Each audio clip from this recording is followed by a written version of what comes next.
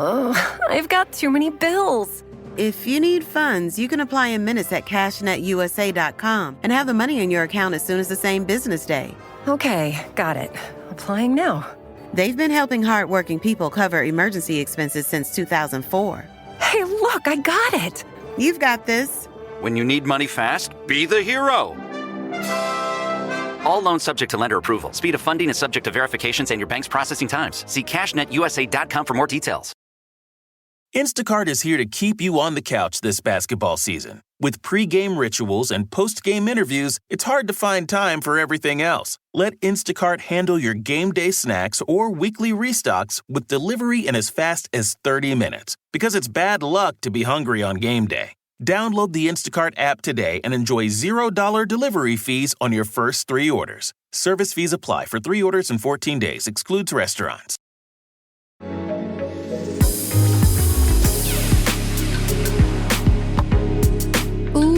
Welcome back to another episode of Who's the Bitch? Oh my God. Thank you so much for writing into who'sthebitch.com with your problems, your questions, your advice needed. My name is Jackie Zabrowski. And I'm Kara Klenk. And we just know you have bitches in your life and we want to tell you who they are.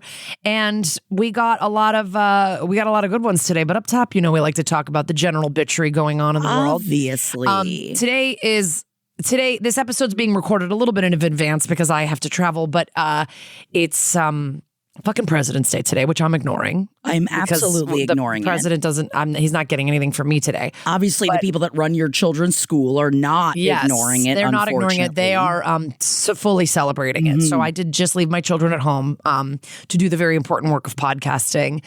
And if we're not going to say it, who's going to say it? We've got to be here. I've got to go to work. I'm sorry. But we have just missed a more important holiday, which is National Margarita Day, which just happened on Saturday, February 22nd, as this episode comes out. So hopefully, if you didn't already celebrate, hopefully now this gives you an opportunity tonight. You must celebrate, because if we're not celebrating National Margarita Day, what are you even doing? What are we doing here? And there is one great way you can celebrate National Margarita Day, and that is watching the 15-minute original TV event, I'll Be Home it's only 15 National minutes? Margarita Day. Yes, it's only 15 minutes. It is called I'll Be Home for National Margarita Day because Chili's is teaming up. Oh my God. The collab we've been begging for. Chili's and Lifetime Movie Network is getting together and putting out an original TV event, I'll Be Home for National Margarita Day,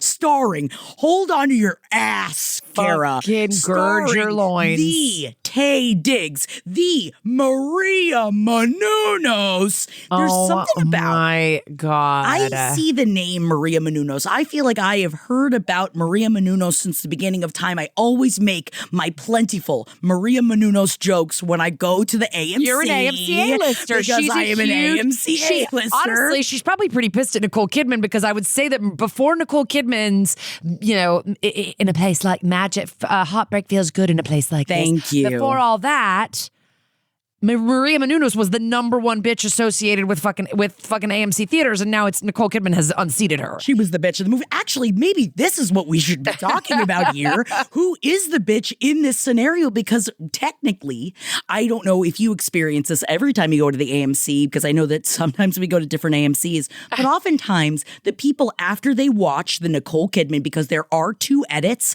and I do feel that when you get the Heart Place Feels Good in a place like this, when you get that edit, that means it's going to be a better movie. So whoa, what's mark the other me on edit? The other one is That's Magic. Oh. So there's That's Magic. And then there's And Heartbreak when you and I Feels Good saw in a place Baby like this. Girl, they didn't play it. Because Nicole was like, look, if people are going to watch me fucking jerk off, you cannot play that shit before. What are you talking about? I wanted more. I wanted them to play it 7 times. It's like, I need extra. She's like, cheating on your husband feels good in a place like this. You're damn right it does. Oh my God. And also the weird backlash for the amount of people that said, there's no way she would have cheated on Antonio Banderas. Did you not get the point of the movie? Oh That's my the whole God. thing. Jay-Z's cheated on Beyonce. Yes. People have been gorgeous people get cheated on all the time. Yes, and good people, good partners also get cheated on all the time. It's just something that happens. Right. And I feel like the people that were writing those letters, it's like, this is something that maybe you haven't experienced at all, and I'm happy for you. Good for you. Good for you. But also, it happens to other people. Anyway, sorry, that was a big so tangent. Interesting. But anyway, Maria Menounos, I mean, I don't even remember. She was originally like an extra TV host or something like that.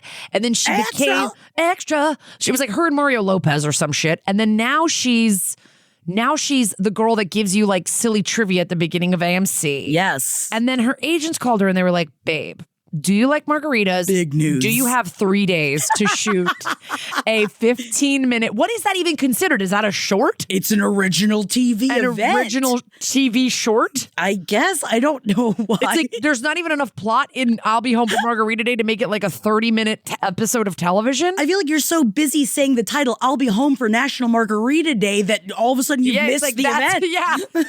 All right, we're down to 14 minutes. What else are we going to fill it with? I mean, and then Taye Diggs. Remember when Taye Diggs was following everybody on Twitter? I think he followed me. Oh, yeah.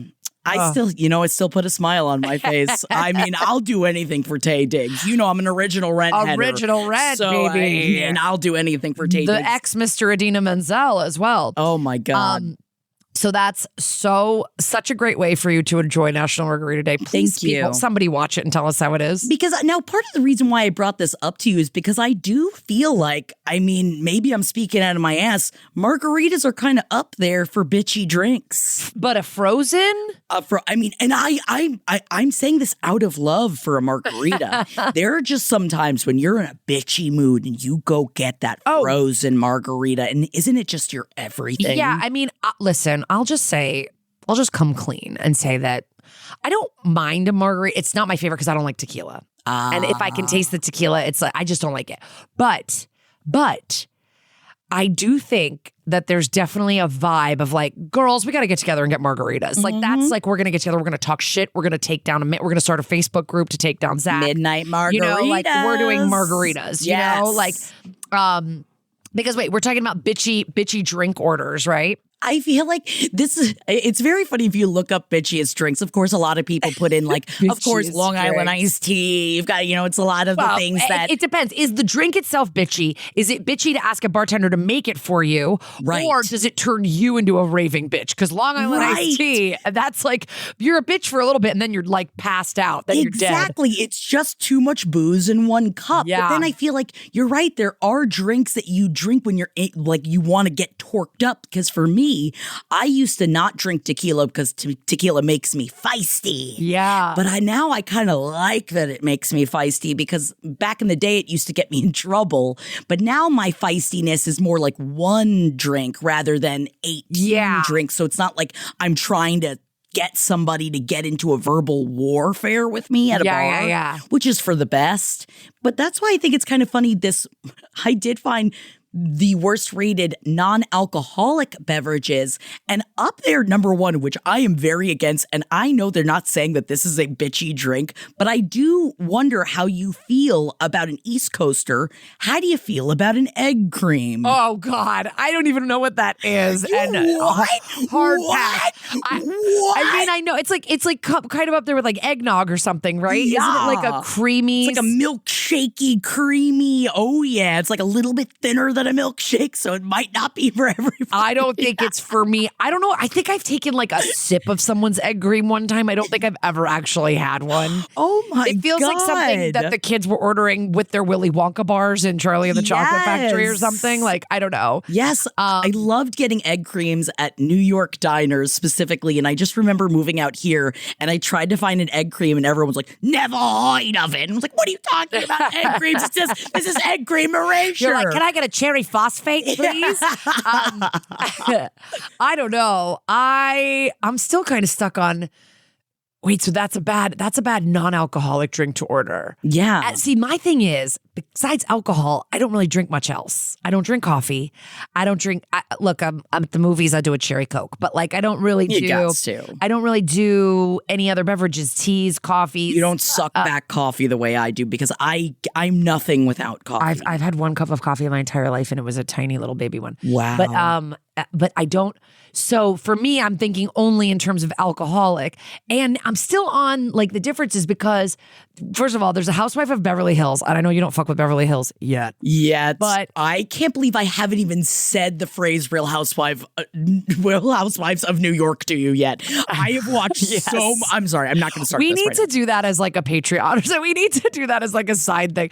Like I'm almost at the end of the second season, Kara. I just started. Oh my God. I'm obsessed with your journey of starting House of New York from the beginning. It's like, I'm obsessed. I'm like, I want to like jump into your body so I can like feel it for the first time. I have no one to share it with. Oh my Kara. God, I need please. you. I want to talk about it. But there's a Beverly Hills housewife named Dorit. And Dorit orders can I get a vodka soda, 3 limes, carcass out, or 3 lemons, carcass out? And she always says carcass out, which I actually don't disagree with, where you squeeze the lemon and then you take it out. I don't want that pulpy ass fucking gross bar beverage lying around my... Also, not even that. Think of how many people are washing the outside of the lemons and the limes that you put in your drink. That's the thing. Most people are not. It's disgusting. Yes. So it's like, I don't want it just sitting in my drink and then it doesn't add anything once it's in there. Like, I'm like, squeeze the juice in and then get it out. So she orders that and people always think she's so uppity. And I'm like, I don't disagree with it. But also, like, I think like a white wine spritzer can be super bitchy. It can be bitchy. Like these, like a country club kind of. See, we are saying this, and I, in the middle of the night, woke up because we were talking about our buzz balls and how we like to put a little wine in it. And because if you're having a buzz ball, you put a little bit of wine in it. And we should be calling them bitchzers because they're definitely our bitchzers. Bitchzer. That might be one of the bitchiest drinks a bitch could drink is a buzz ball with some white wine in it. My bitchzer is mostly white wine with like a buzz ball chopper. Yes. Which you're I doing keep a floater. adding. I keep adding to it. Like as I drink the white wine, I'm like, I need more buzz ball. You know what I mean? Because it makes it kind of like a cranberry white wine. I don't know. I think it's delicious. Yeah, because it's like, why just put cranberry juice in it? More fucked up than I need to be. Yeah, of course you are. But isn't that the beauty of a bitchy drink? That's what you need a bitchzer for. You know, it's like in the same way that I feel the tongue. Bitchzer. Everybody wants a bitchzer. I scream about these. I'm looking right now on this list of bad drinks is a sarsaparilla. It's a sarsaparilla. Sometimes you got to get your shit for sarsaparilla. I don't even know. I will say that I'm saying this, I don't know if a sarsaparilla in and of itself is not caffeinated, but something that I would say, I'm throwing it down right now, unless you cannot have caffeine, which I understand you still definitely need a soda, I get you. But I feel like caffeine-free soda, kind of a bitchy drink. Yeah, I just said it. I didn't know I felt this way until it just came out of my mouth, but I feel like it's kind of... but maybe this is coming from working in a coffee shop for a very long time and the very specific people that want decaf coffee and want I don't get specifically the point made of for it, them. I guess. And it is for people that either can't have caffeine or they're trying to keep their blood pressure down or they're trying... And they just like the flavor of coffee. Because for me, the flavor of coffee is the worst part of it. And so this would be the opposite of what you would want. And then there's not even caffeine inside of it. But I also do wonder if this comes from a maniac's place of living, because in my brain, I always want more caffeine. Always, yes, keep me going. Yeah. But I used to have speed problems in the past. So maybe that's on me. I get it. I mean, like, I wish there was something. I mean, I did have like a Celsius once. That has caffeine in it, right? Everybody's screaming about the Celsius. Talking about Celsius. Everybody's talking about how great Celsius are. And every time I take a sip of one, I'm just like, oh. Is it okay? Because I had half of one at a kid's birthday party. And mostly because I was hoping it was alcoholic, but it wasn't. I know, and I always want them to be alcoholic, but I do feel like instead, I feel like I go through that split-second period of the, when they put in the drugs in that Elaine Burstyn movie. Oh, the heroin movie. Yeah, Requiem for a Dream. Adam. Thank you, Adam. I'm looking at Adam. I'm like, Adam, you know what I'm talking about. Requiem for a Dream with the dude. Yeah. That's how I feel every time I take a sip of a Celsius. Okay, baby. So it's your heroin. Yeah, but I've only had a couple of sips of one. I think I'm scared of them. I used to drink 5-hour energy shots like I got paid to drink 5-hour energy My shots. sister and I used to go to the bodega and get a 5-hour energy and go, do you want to split it? Like 2.5 hours each? And we would just each take like, Just 2.5 we would hours just like, each. sip it. Oh my God.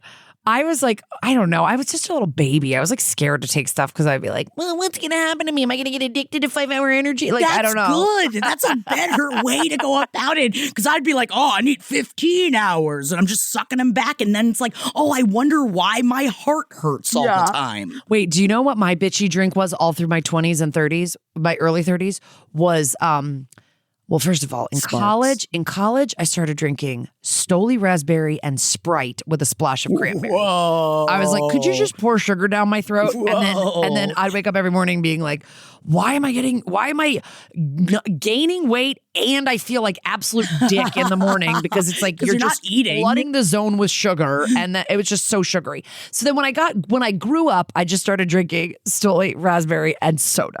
Okay. Wow. Then I went through a phase where I went, you know what? I'm just peeing too much because I'm drinking 8 of these a night. 6, 7. I mean, you know, I'm drinking to a disgusting degree. Oh, yes. And I would go, and then I started to do a thing, and this was when I was like dating in New York. I'd go, I'm going to cut out the soda. I'm just going to get a Stoli raspberry on the rocks. I'll probably sip it slower, and then I won't have to pee as much, and I'll save money like an absolute psychopath.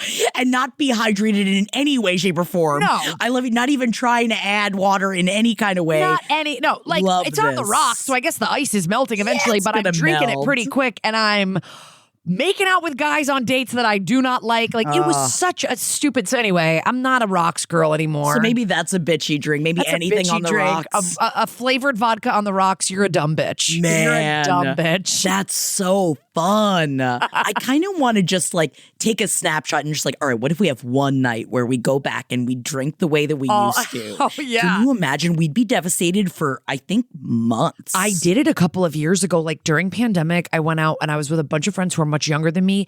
And one of them kept buying shots, and my other friend didn't tell me this, but she was pouring hers on the floor.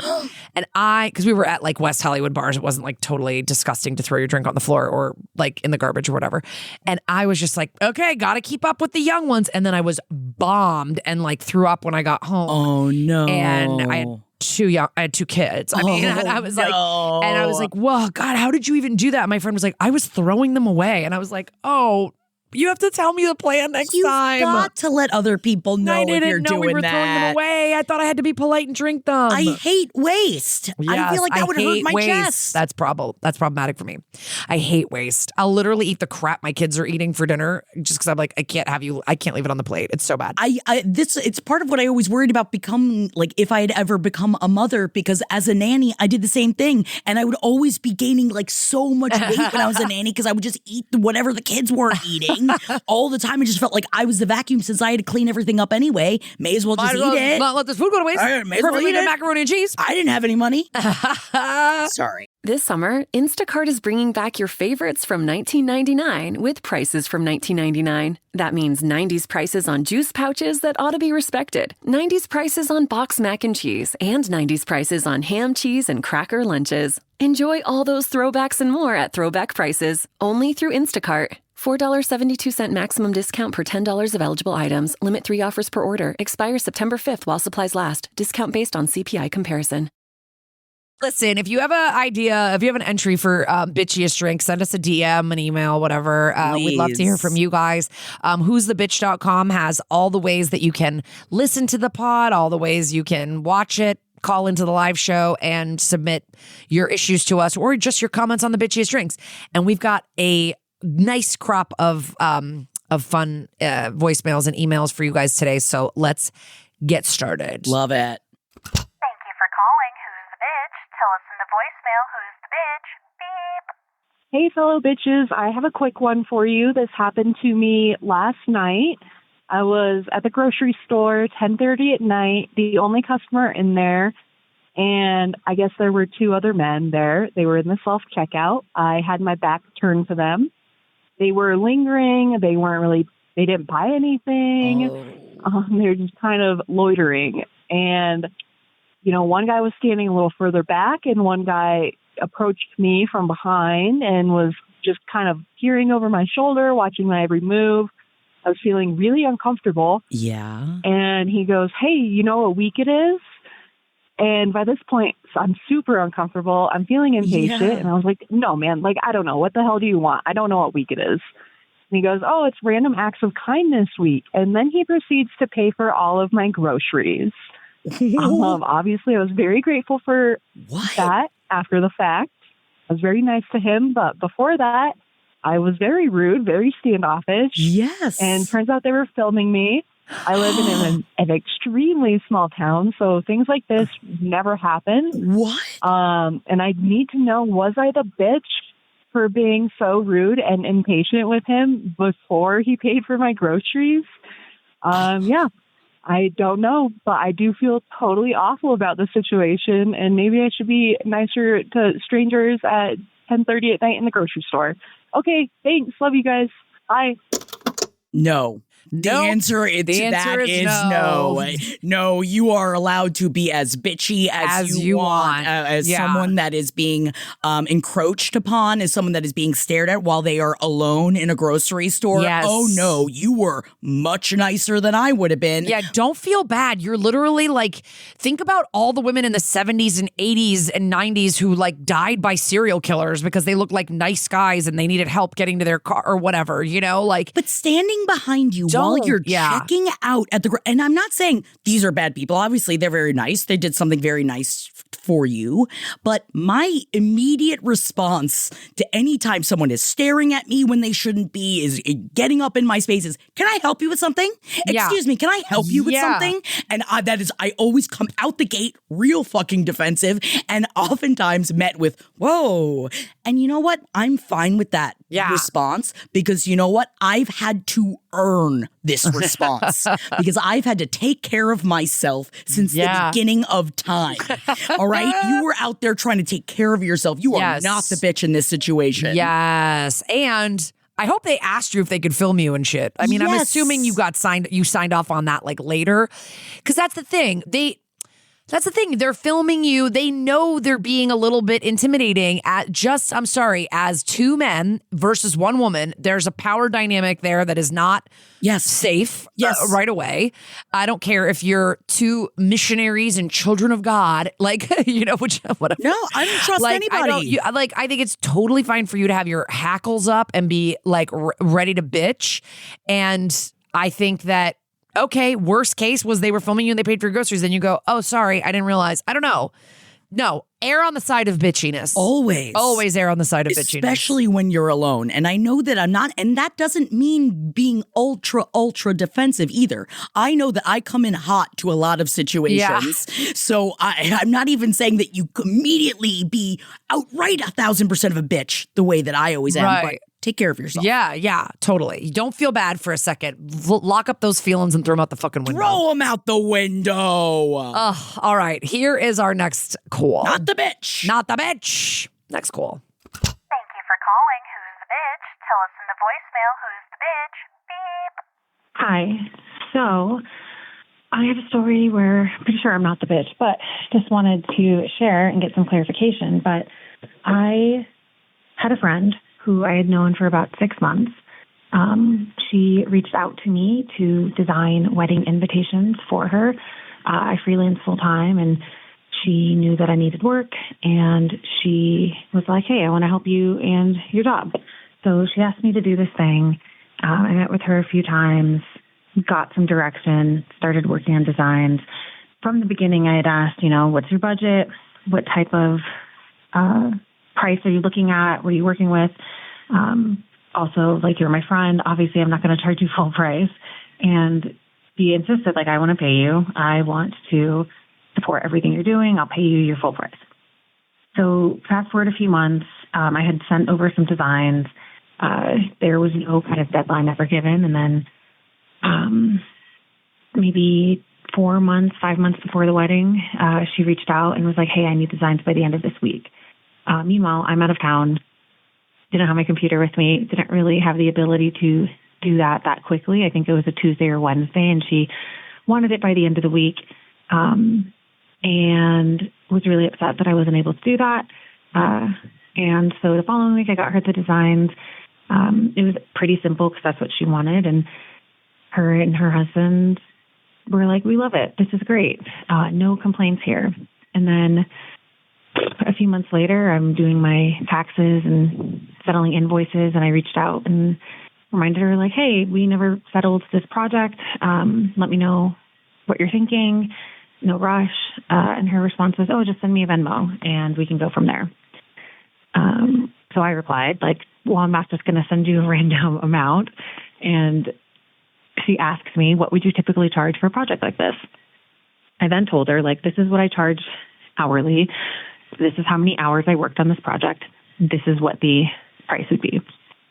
And then from then on, I received some of the most berating, aggressive, rude texts I've ever received from anyone, especially from someone who's supposed to be my friend. And she kind of flipped out on me and was like, I can't believe you would try to extort us like this.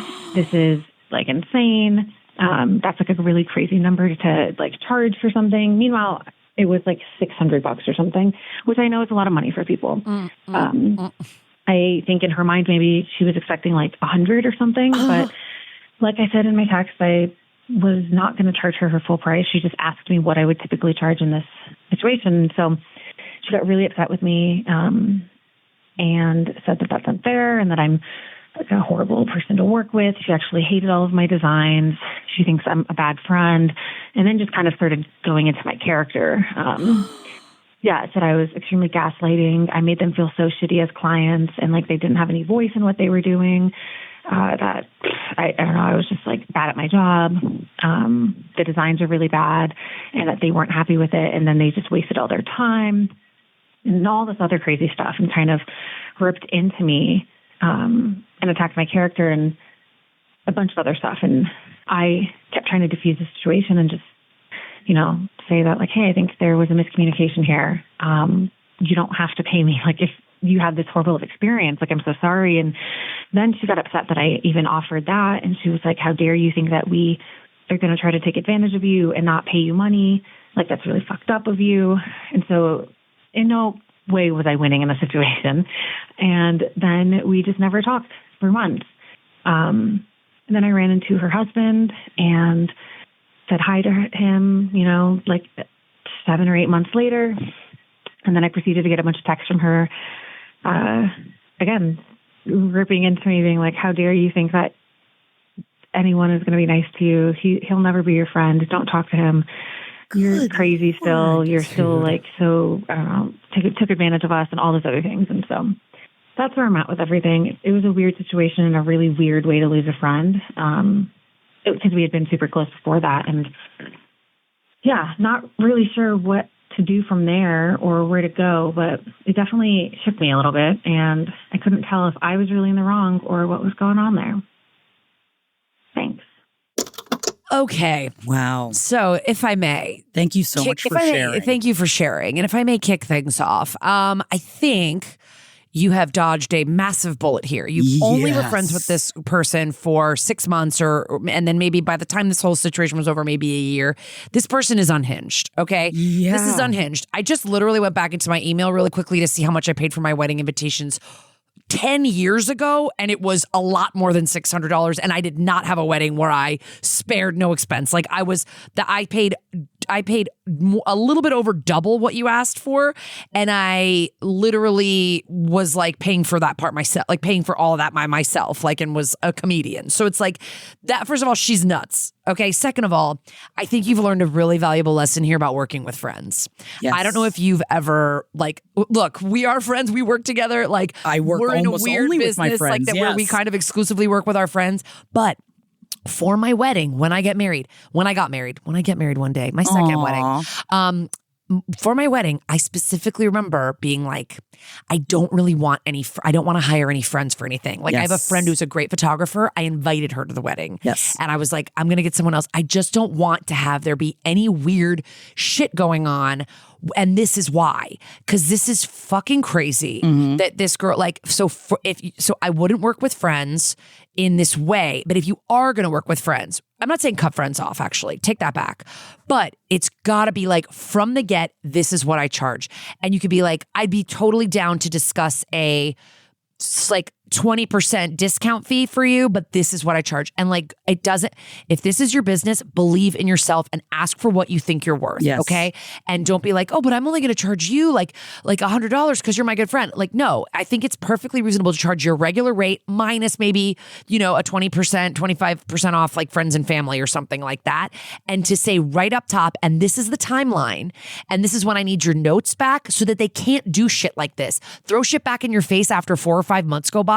Oh, we hated the work anyway. Like, this is garbage. Like, this is garbage behavior. You're dodging a bullet that this girl's not your friend anymore. I don't think you should think about her as a friend for another second. And I know that might be hard to hear, but this girl seems bonkers. And then you try to say hello to her husband politely months later, and she comes back at you. Like, it just seems like very unhinged, and it sounds like you were upfront from the beginning about your rate. If you initially told her like, oh, I'll do this for you for $50, and then you came to her with a $600 bill, then I guess, yeah, you're the bitch, but it doesn't sound like that's what you did here. No, and I do think that the only thing that you had misstepped about was that if you were working with friends, get all of the uncomfortable conversations out of the way up top. Yeah. It sucks. No one likes to have them, but speaking as someone that only works with her friends, primarily, it is the uncomfortable conversations that must be done up top. It cannot wait. Yeah. It talked about at least in some manner of speaking of like, well, this is what I always charge. And this and I would love to obviously work on that for you, but out the gate showing of like, I'm a professional. I do these things professionally. Yeah. This is what I professionally charge. I would never charge you, Kara, that. I would never, I would not do that. But so you know what my time is worth, because that's also an important thing that sometimes, we have so many people have so many fun friends in different walks of working life.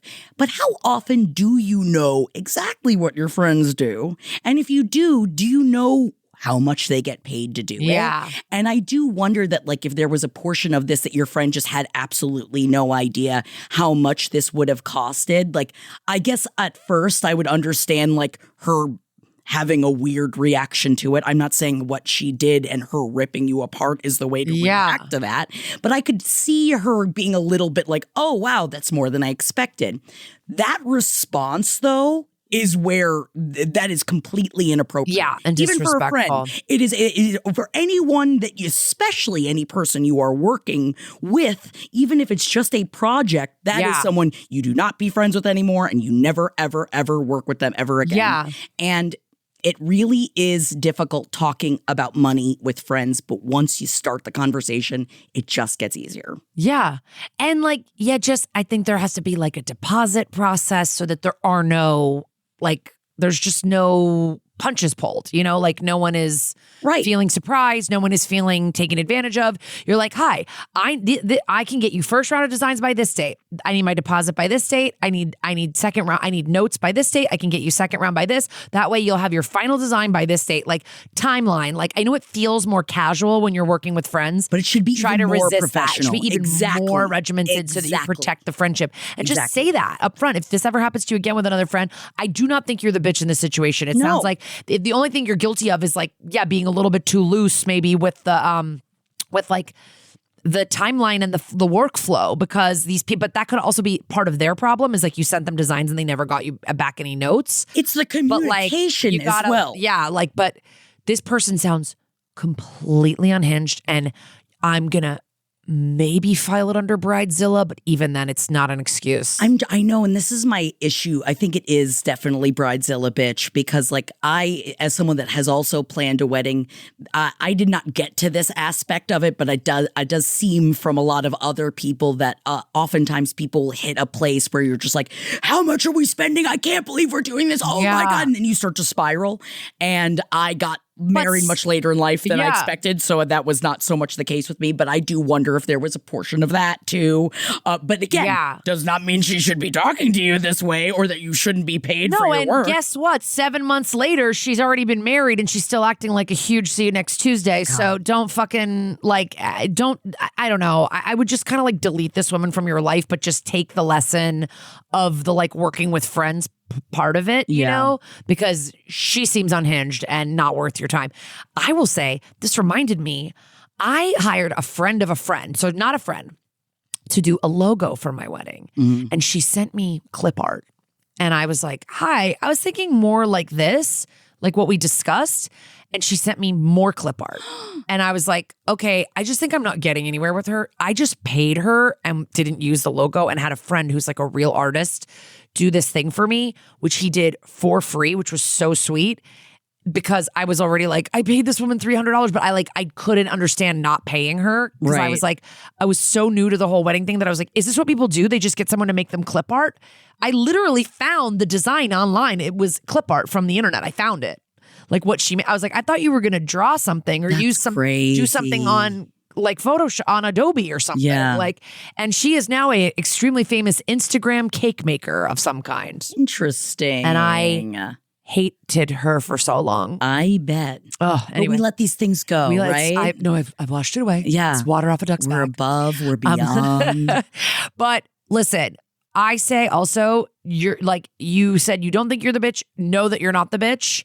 And I'm sorry that you were shaken by this experience, but consider it like a learning experience of running your own business. And yeah, set your prices, know what you're worth. And if people don't want it, like, yeah, fucking, you gotta. Because that's the thing too. I feel like my creative friends and we do discuss like, you know, how much your rate is and how it changes over time. People need to be more transparent about stuff like that. Because we need to know what each other is making if you're like curious about a world that you're working in, so that you know about these things and know that it's like, I know how much a designer gets paid because I have a husband that makes designs for people. So I know how much should be charged. But also some people have absolutely no idea how much that could be or what, or like, you know, talk about like an audio book or how much work that goes into the narration of it and why you get paid a certain amount. You know, it's like there's certain different fields that people aren't aware of that we need to be talking about these things a little bit more when it comes to casual conversation. And I'm not just saying throwing it like, I make blah, blah, blah. And, you know, I imagine you're like chomping on a cigar while you do it. But no, but that's how like higher up people like subvert the lower class, like not the lower class, but like the gig economy or those of us that are like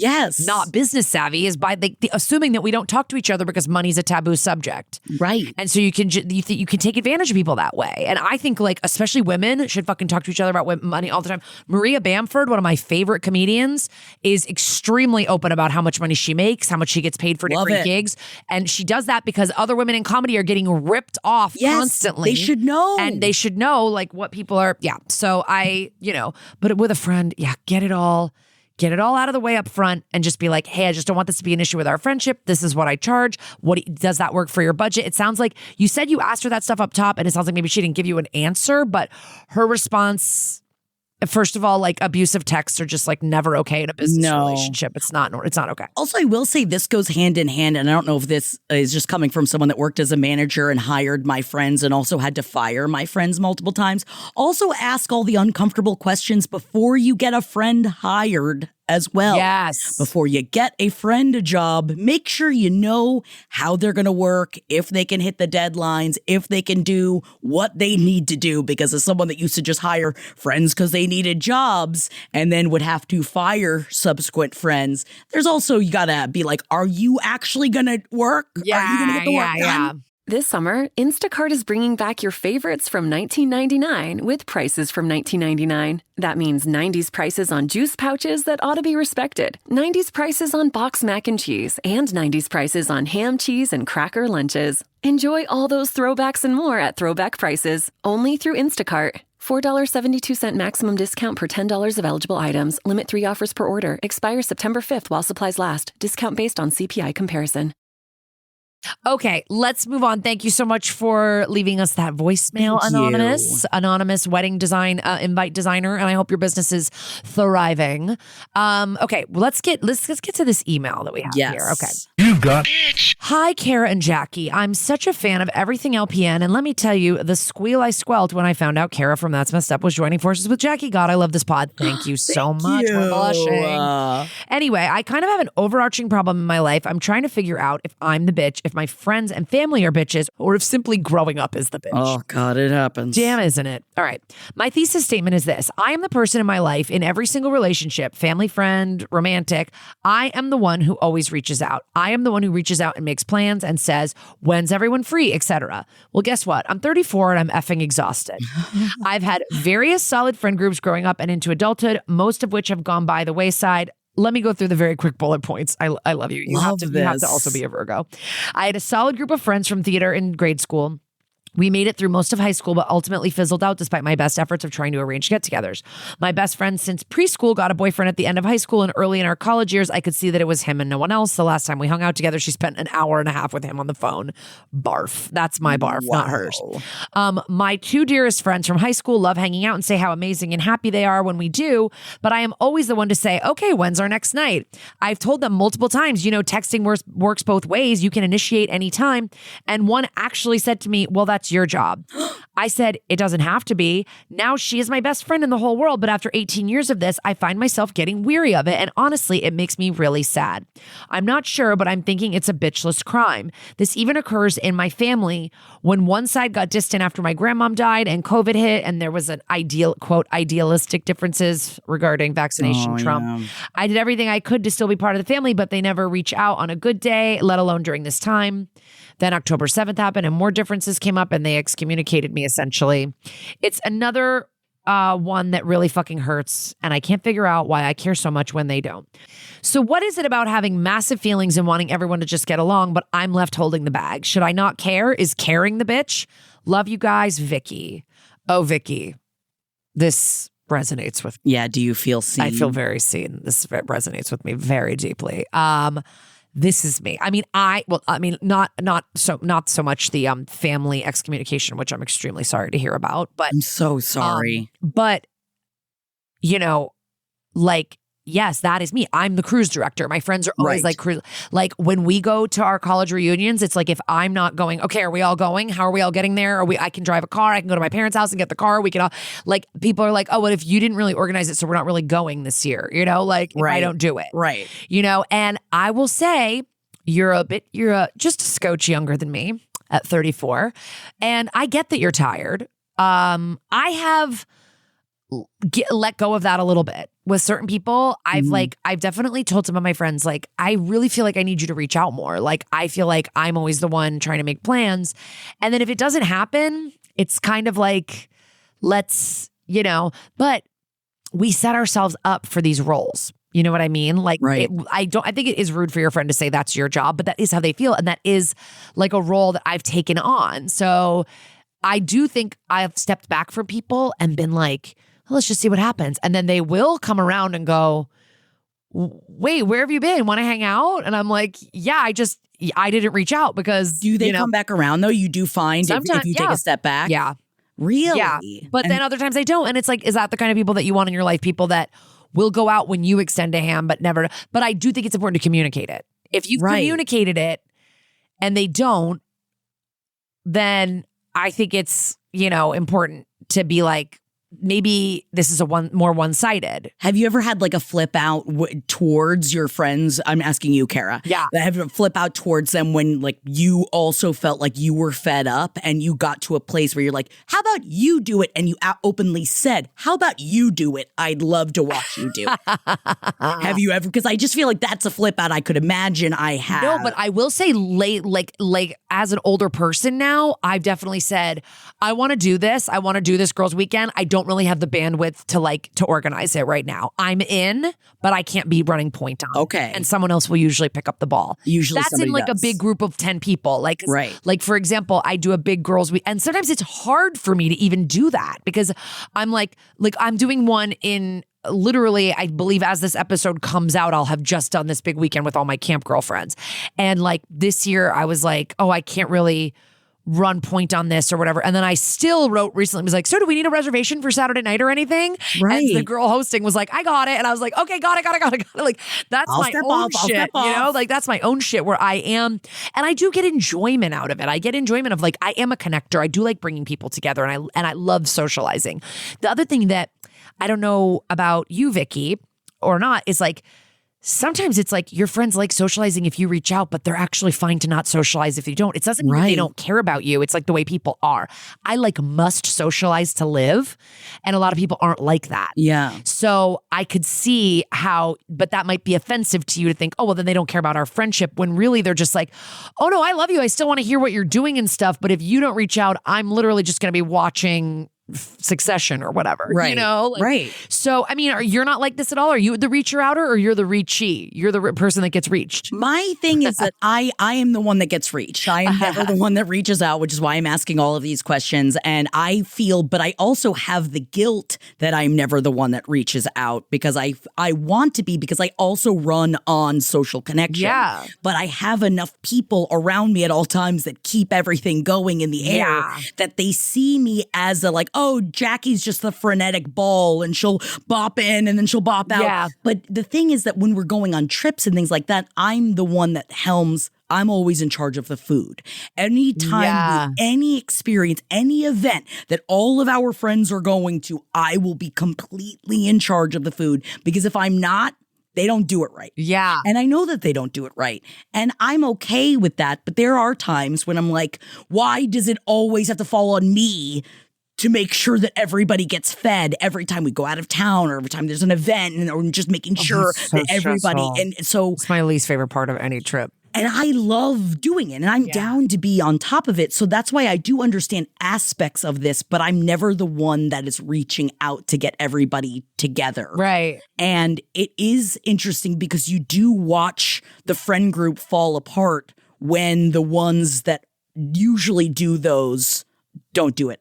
And I'll be honest, like, we all know that there are different group dynamics. Like, yes, there are certain people in some of my groups of friends where I'm like, if you were the one to reach out, no one would respond. And we love you. But I don't think people would respond to you reaching out about this thing, because they'd be like, is this real? Is this a thing? Like, you don't usually do this, you know? Right.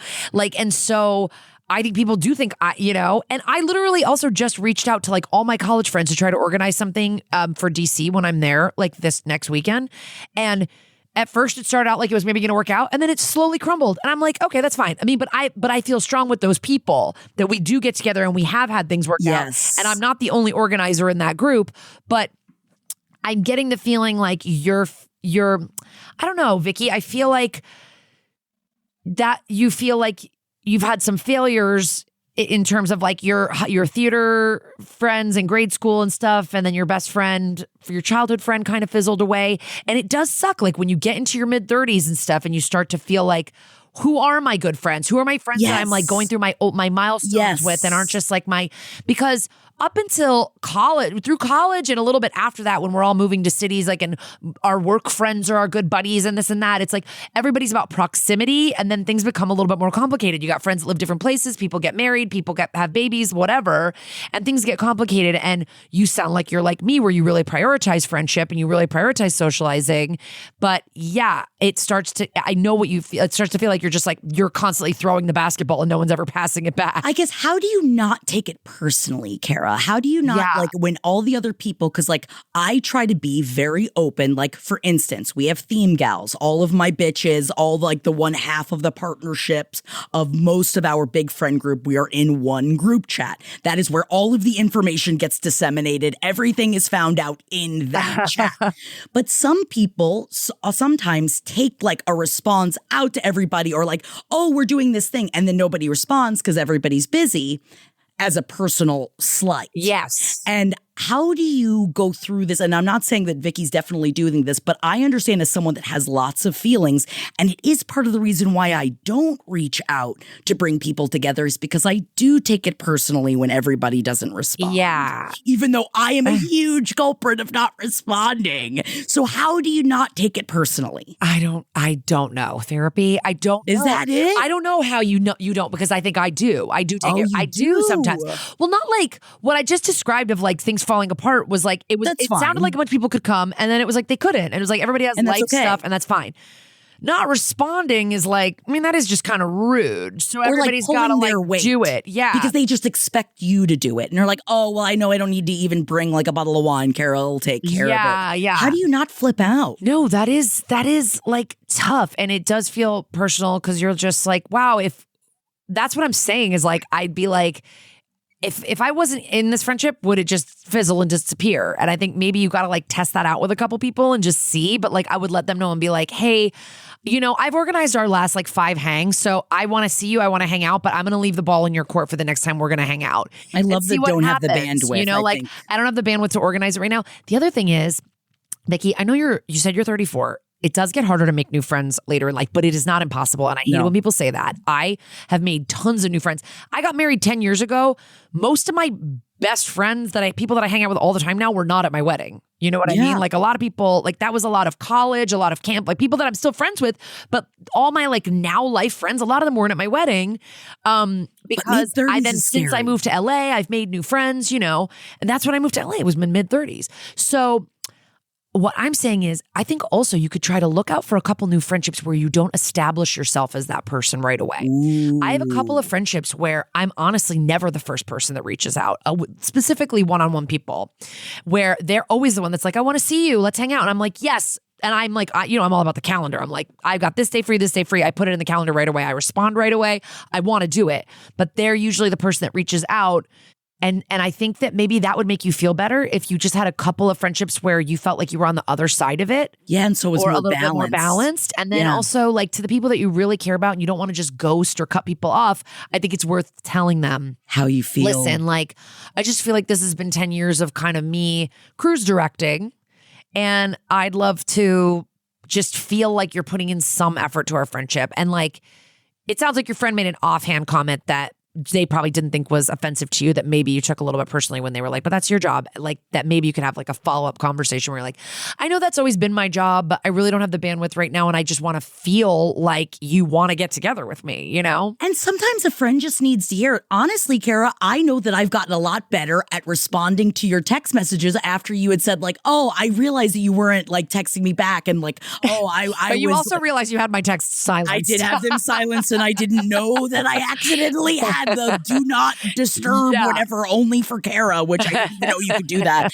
But now because I know that about you, and I was like, oh, then I need to make sure that I respond. Because I do get paranoid. I'm like, oh, she's mad. Oh, she's mad. And I never want you to feel that way because I don't feel that way because it's like, oh, you'll know if I'm mad. Oh, you'll feel it.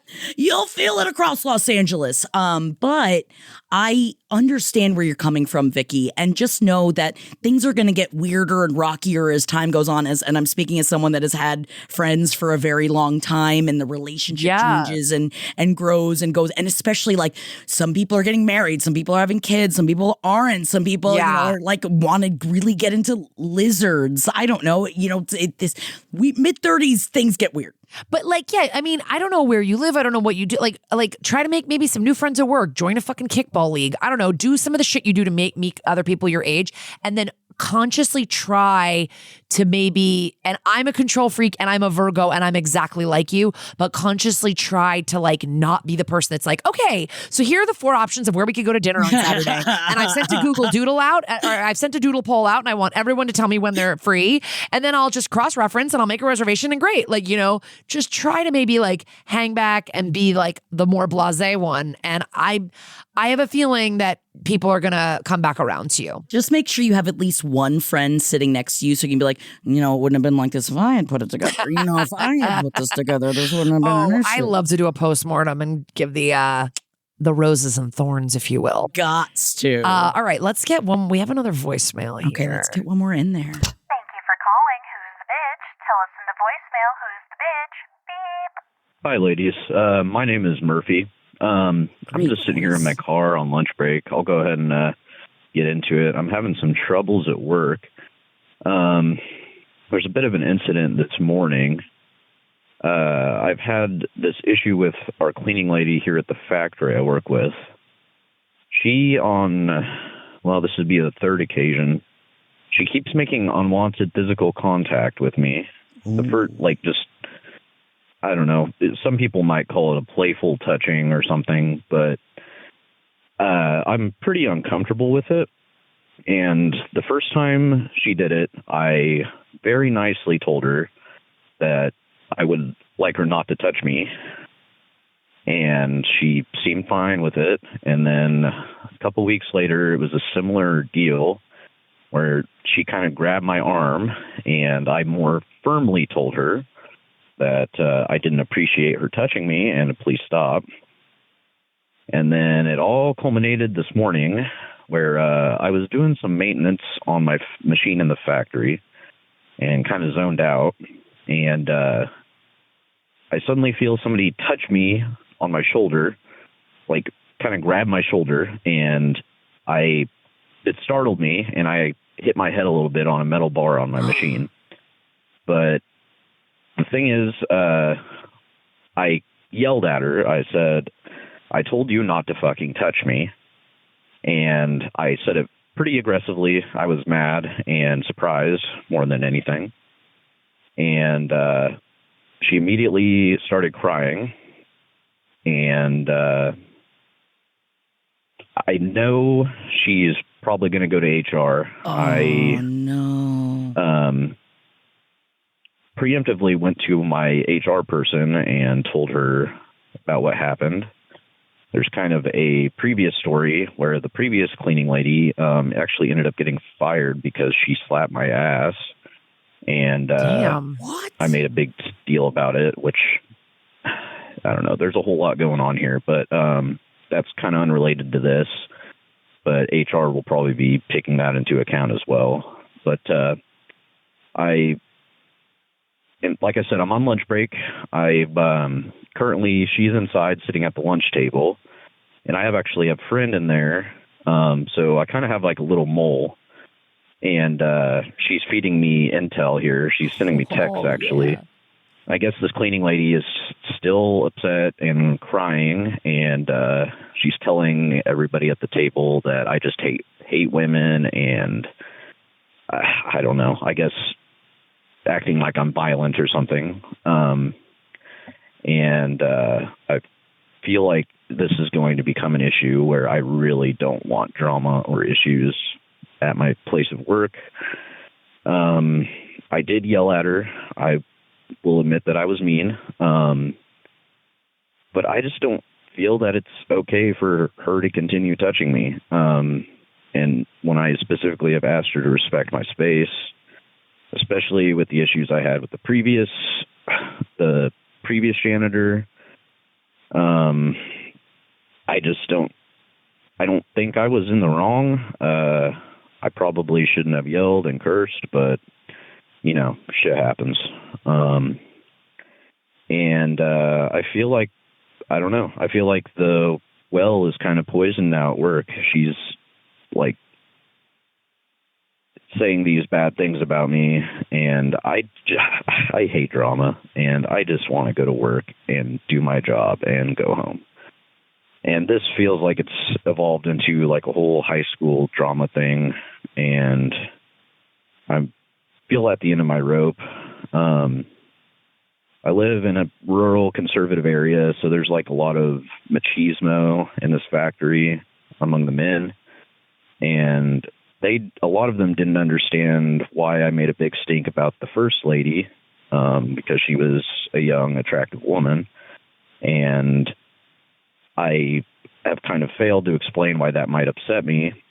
You know, it's kind of personal stuff. And honestly, from the texts I'm getting from my little mole inside, it seems like most of the women that are at the lunch table in there actually kind of understand what I'm going through, which I guess makes sense. You don't say. Yeah. But I don't know. Okay, the message just ended there, but Murphy, okay, thank you for calling in. This is an interesting one, Jackie. Yes. What do you think? I just want to say thank you so much for calling in, and I will say out the gate, ain't nobody has the right to put their hands on you when you do not want them to put their hands on you. It does not matter who this person is. It doesn't matter. They are not, if you are openly saying multiple times, do not touch me. Yeah. I agree with you with what you said, Murphy, about you should not have yelled at her. And I understand, but I understand the want to as someone that has been in a similar experience before. And sometimes you get to a point where you feel like it's the only way you're going to be heard. Also, I will say, like, it's the equivalent kind of to like stubbing your toe and yelling fuck. Like, she made you smack your head and you whipped around and you said you swore because you were like probably in pain and you were annoyed. Yes. You know, so what I forgive that pretty much, but like, yeah, that's kind of, I think your only misstep. I think you've been pretty clear twice, nicely saying, please don't touch me. I don't understand why she keeps touching you. And especially like the fact that you're talking about the environment that you work in where even, I don't know if you were referring to the last person, but essentially saying like, well, she's essentially saying, but they're hot. So the what guys does at it work matter? were like, why are you making such a big fuss? She's a hottie, slapped your ass. And it's like, yeah, that's not. That doesn't matter. Like, it does not matter, and I'm proud of you for still sticking up for yourself, because I also imagine that, like, you know, you're not trying to make a woman cry. I know that was not your intention to be like, I want to make her feel really bad, but a snap reaction after obviously you have either been through something. Nobody knows why you don't want anyone to touch you, and that is, you don't gotta tell anybody that. You don't have that. It ain't nobody's business, and I think that, I know it sounds like you hate drama. You said that a couple times, but this is going to blow over, I think, because it's like, first of all, I don't know why there should be in a lot of ways, I do think people are like, okay, well, switch the roles. Like, for example, let me just say this. Like, I see female comedians all the time, like posting shit on their Instagrams or whatever, where they're like, oh my God, I want to fuck this actor so hot, da da da da. And like, if men do that, it's like, oh, that's disgusting. Stop doing that. But that's a power dynamic that has existed forever, where men have commented on women's bodies and women have not been allowed to. So women are kind of like, there's like a switch on that, against you know? it. Right. In this situation, I just think nobody has the right to touch anybody's body. And so literally, you could just, if anybody has anything to say to you, you could go, what if this was me to her? What if she said, stop touching me, and I kept touching her? That there's just like, that's it. Like, I don't think there's a power dynamic here. You both work at this factory. Like, you're not higher up. No one's higher up than anybody, it sounds like, really. But also good for you for going right to HR to get start to say openly of like, this is my perspective. This is how I feel, what happened in the situation. And I'm proud of you for doing that, because I know that it's got to be a very difficult thing for you to go through again, especially since you've already gone through this at your job. Yeah. But like, no shit, the other women at your work are fucking know where you're coming from, because women have to deal with this crap all the time. I've had bosses kiss me on the cheek. Like, oh yeah. I've had comedy bookers kiss me on the hand multiple times. Oh like, yeah. You know, like, people are disgusting. So, I think that this really shouldn't be. I hope this doesn't lead to any kind of. I don't think the well is poisoned at work necessarily. I think, like, give it a day to blow over, but also, like, hopefully this just means that she'll stop fucking touching you. Maybe it won't be an issue anymore. Don't touch Especially, people. like, it seems like a hazard in your line of work. If you're working on a machine and you're super focused and someone comes up to you and taps you or whatever, there's other ways you can get someo's attention, get in their field of vision and, like, you know, get their attention. Especially with machinery. Don't involve touching. I mean, you're also talking to a mom who I just came here from spending all morning going, we don't touch other people's bodies. We don't touch other people's bodies, to my 3.5-year-old son over and over and over again, because he's not fucking getting it. And it's like, yeah, I just kind of think I almost hesitate tapping someone on the shoulder, like if they've dropped something. Yes. I'll just be like, ma'am. And then at like last resort, I'll be like, give one little fingertip to the shoulder. If I have to. But like, you just don't touch people. No. Unless you know them or they're going in for a hug and you want to hug, you know, like, it's just not Yeah, and at work, I think you have a reasonable boundary there. Yes. And I'm, whatever, I guess try not to swear next time, but also she should not touch you and make your head smack a bar. So I don't know. I thought this one was interesting because I was wondering if like there would be like, I also as a woman and a feminist, I'm like, I don't think we should all be like, just because someone turns on the tears, I kind of hate that. I hate turning on crying as like, and if legitimately you were scared for a second and you tear up and you're crying, that's fine.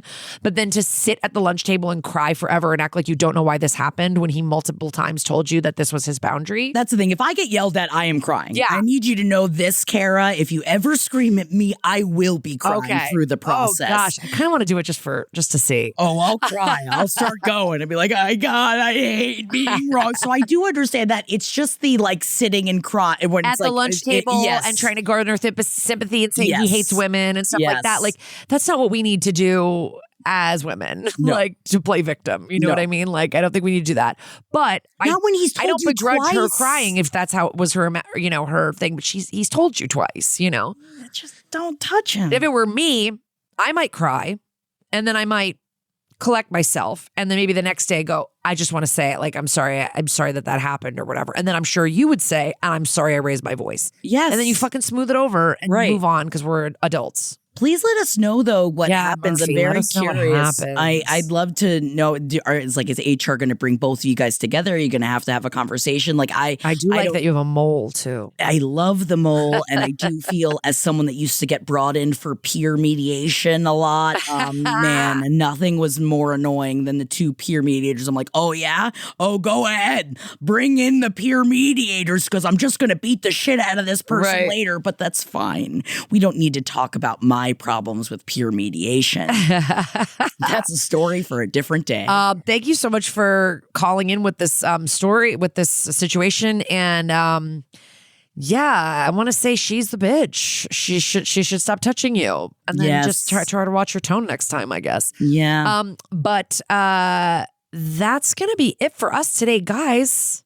Thank you so much for tuning into another episode of Who's the Bitch. Thank you. We will be back with a live stream on the next, we'll have another episode next week, but there will be the next live stream, just so you can mark your calendars, will be on March 10th. Yes. And if you haven't had a chance, tell a friend about the pod. Jesus, why are you hiding us away from your friends and family? Please give us a call. We want to hear Leave us from a message, email us. You can DM us or we're Who's the Bitch LPN on Instagram. So follow us there for fun musings. And you know what?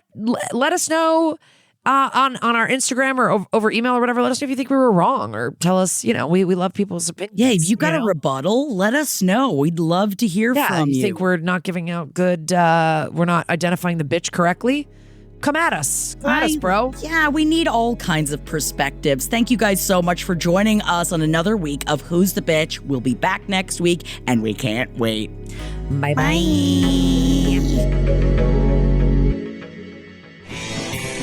This show is made possible by listeners like you. Thanks to our ad sponsors, you can support our shows by supporting them. For more shows like the one you just listened to, go to lastpodcastnetwork.com.